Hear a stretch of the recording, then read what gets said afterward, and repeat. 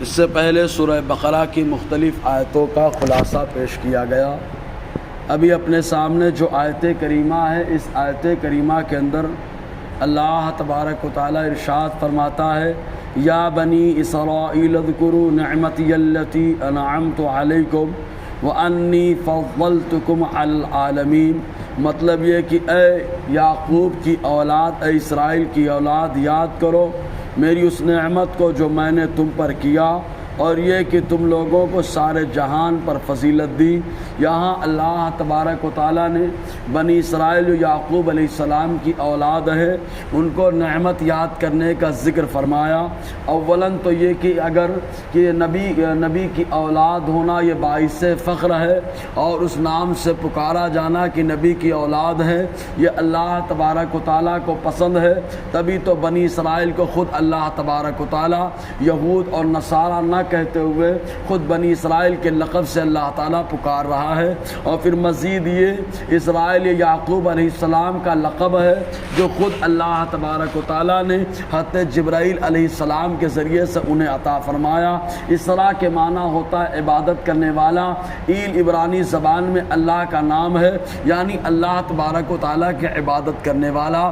جو معنی عبداللہ کا ہوتا ہے وہی معنی اسرائیل کا بھی ہوتا ہے۔ یہ لقب کب اللہ تعالیٰ نے عطا فرمایا؟ تو اس سلسلے میں تفسیر کی کتابوں میں یہ بات مندرج ہے کہ حضرت اسحاق علیہ السلام جو حضرت یعقوب علیہ السلام کے والد ذی قدر ہے، انہوں نے آخر وقت جب وصال کا آیا تب آپ نے اپنے بیٹوں سے ارشاد فرمایا، چونکہ یعقوب علیہ السلام آپ جڑواں بھائی تھے، آپ کے ایک اور بھائی جن کا نام عیس تھا، اور آپ یعقوب علیہ السلام، چنانچہ آپ نے حضرت اسحاق علیہ السلام نے بڑے بھائی عیس سے فرمایا کہ مجھے گوشت کھانے کی تمنا ہے، لہٰذا تم پیش کرو، میں تم کو دعا سے نوازتا ہوں۔ چنانچہ عیس بہت بڑے شکاری تھے، انہوں نے ڈائریکٹ تیر کمان اٹھایا اور میدان کارزار کی طرف نکلے، میدان شکار کی طرف نکلے۔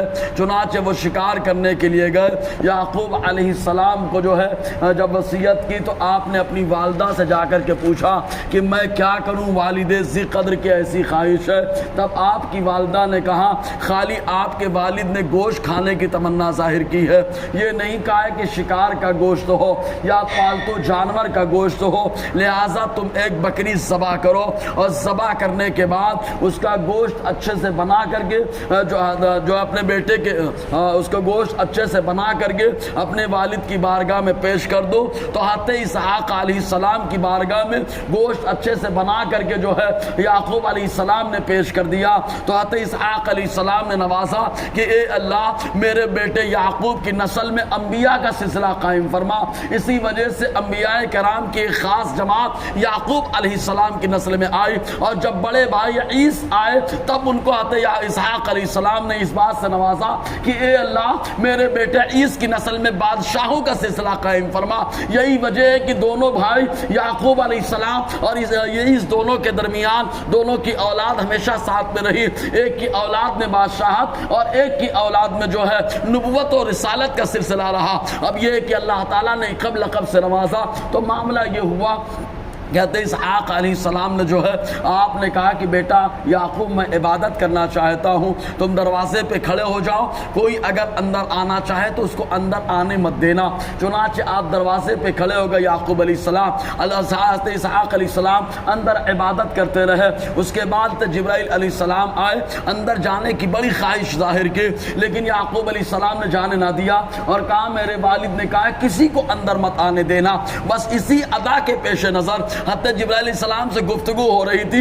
اسحاق علیہ السلام باہر تشریف لائے، پہچان لیا جبرائیل علیہ السلام کو، تو حضرت جبرائیل نے کہا اللہ تعالیٰ نے آپ کے بیٹے یعقوب کے انداز کو بڑا پسند کیا ہے کہ اپنے والد کی فرما برداری کا انداز نرالا ہے، کہہ دیا والد نے تو کہہ دیا، لہٰذا اللہ تبارک و تعالیٰ نے خوش ہو کر ان کو لقب دیا ہے۔ وہ لقب یہ کہ اسرائیل ان کو کہا جائے، اسی وقت سے آپ کا لقب اسرائیل پڑ گیا، اور آپ کی اولاد کو بنی اسرائیل یعنی اسرائیل کا کی اولاد کہا جانے لگا۔ اللہ تعالیٰ فرماتا ہے اے اسرائیل کی اولاد، اور یہیں سے معلوم ہوا وہ لقب جو کوئی بڑا دے اس لقب سے پکارنا یہ بھی اللہ تبارک و تعالیٰ کو پسند ہے۔ یہی وجہ ہے کہ حضرت ابو ہریرہ ہمیشہ ابو ہریرہ کہلوانا پسند کرتے تھے، کیونکہ مصطفیٰ جان رحمت صلی اللہ علیہ وسلم نے وہ لقب عطا فرمایا تھا۔ حضرت علی کرم اللہ وجہ الکریم ابو تراب کہلوانا پسند کرتے تھے، کیونکہ وہ لقب مصطفیٰ جان رحمت صلی اللہ علیہ وسلم نے عطا فرمایا۔ بہرکیف تو اللہ تعالیٰ فرماتا ہے اے یعقوب کی اولاد اذکروا، یاد کرو میری اس نعمت کو جو میں نے تم پر کیا۔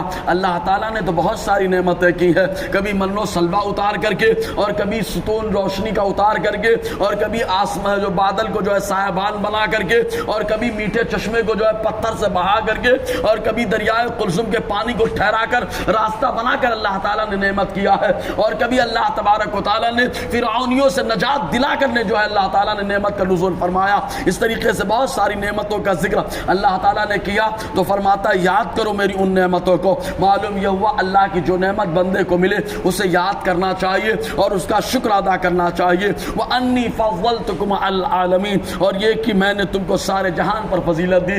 یہ فضیلت امت محمدیہ سے پہلے ان کو یہ حاصل رہی، یہ شرف حاصل رہا کہ سارے جہان میں افضل ہے، لیکن اب قیامت تک اللہ تعالیٰ نے امت محمدیہ کو سب سے بہتر امت بنا دیا۔